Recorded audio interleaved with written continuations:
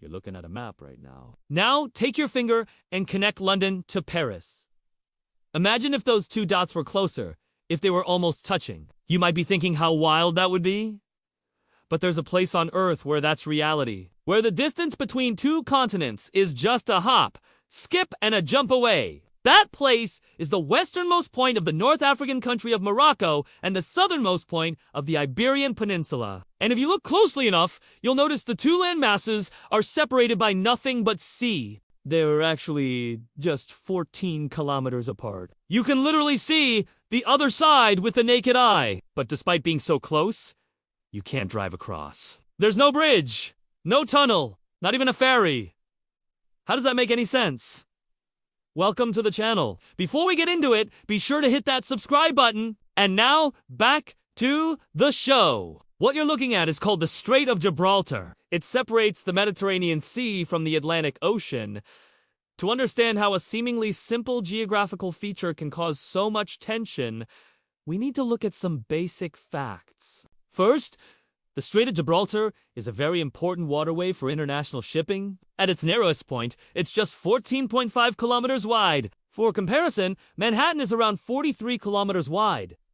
At its widest point, it's 315 kilometers. The longest distance between Spain and Morocco is about 300 kilometers. That means most cargo passing between the two bodies of water has to go through the Strait of Gibraltar. The current carrying ships is quite strong. The maximum speed limit is 10 knots or about 19 kilometers per hour. And the average depth of the strait is about 400 meters. The deepest part reaches down 925 meters. In other words, the Strait of Gibraltar is a major obstacle for those looking to transport things via boat. Every single year, over 100,000 ships traverse the waters of the Strait of Gibraltar. That's nearly 300 ships every day. And these aren't just cruise ships full of tourists.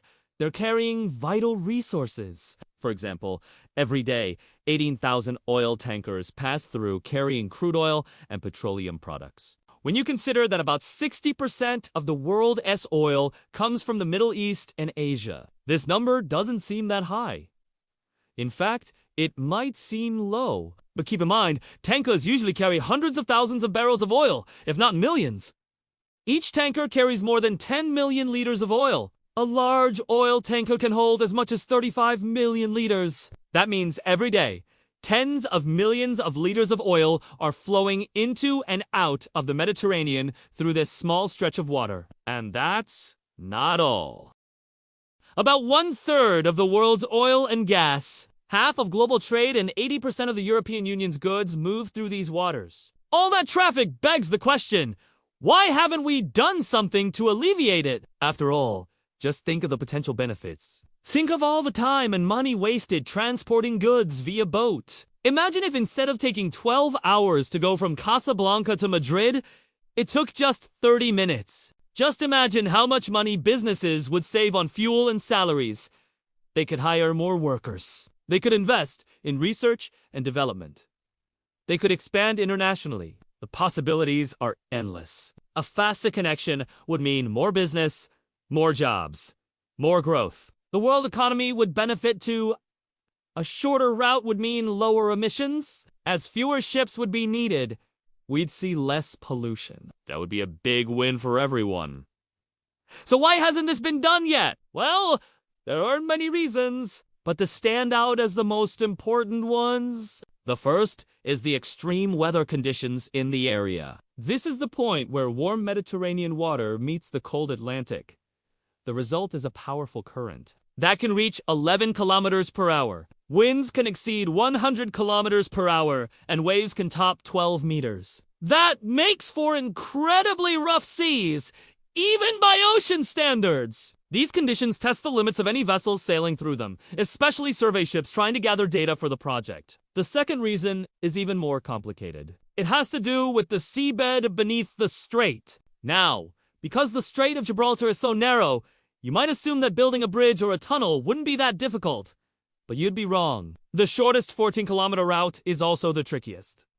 The reason for that is the depth. The Strait of Gibraltar is just 800 meters at its shallowest point. The problem is that the bottom isn't solid. According to researchers, the area is covered by a layer of loose rock and clay that sits atop hard bedrock. To put it simply, the ground beneath the water is unstable enough to support a structure like a bridge or a tunnel. Because of these problems, engineers have focused on the so-called threshold route, which is 28 kilometers long. The maximum depth there is 300 meters, so not as problematic.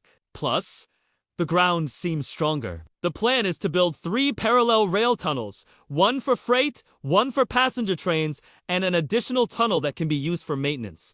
Still, building anything underwater is a tough job. We're talking about a lot of dirt, rocks, sand, everything that's beneath the surface of the water. To build a bridge or a tunnel, you have to remove all that stuff. In the case of the Strait of Gibraltar, we're talking about moving tens of millions of tons of material, possibly even more. You can't do that without causing damage to the surrounding environment. Marine life would be disrupted, water quality would suffer, and who knows what else. That's why construction hasn't started yet. It's a balance between progress and environmental protection. There's another factor that makes all of this really tricky. It's a bit of a sensitive issue, and that's the situation with Ceuta and Melilla. Here's the deal.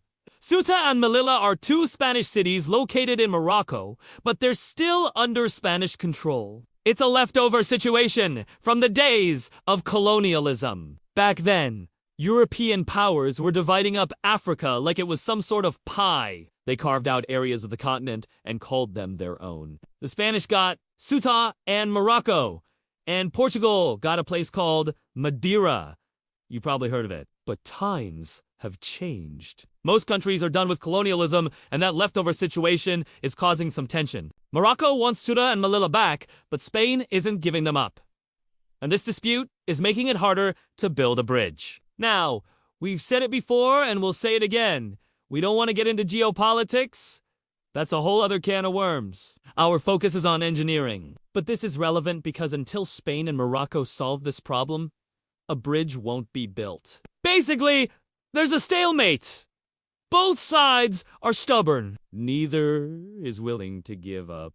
And until that changes, the 2 continents will remain disconnected. It's a shame, too, because so many countries want this project to happen. Think about it. Places like the USA, the UK, China, and India. They all have a lot to gain from a faster connection between Europe and Africa. Let's take the USA as an example.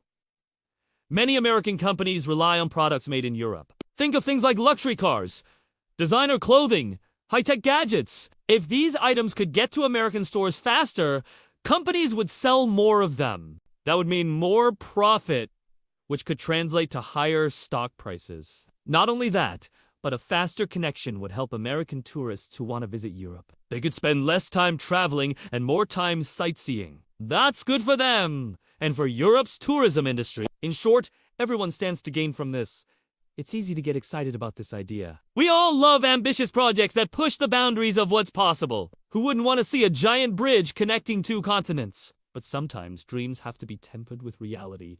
There are forces beyond our control that make some things impossible. For now, it seems the Strait of Gibraltar is one of those places. It's a spot where the Mediterranean and Atlantic collide, where warm and cold waters clash, where winds blow strong and currents flow fast. It's a place where the earth shakes and the sea roars. Until we find a way to tame the elements, the Strait of Gibraltar will remain a barrier between Europe and Africa. Maybe someday we'll find a solution. Maybe someday we'll build that bridge. But for now, we can only dream of the day when continents will join hands across the raging waters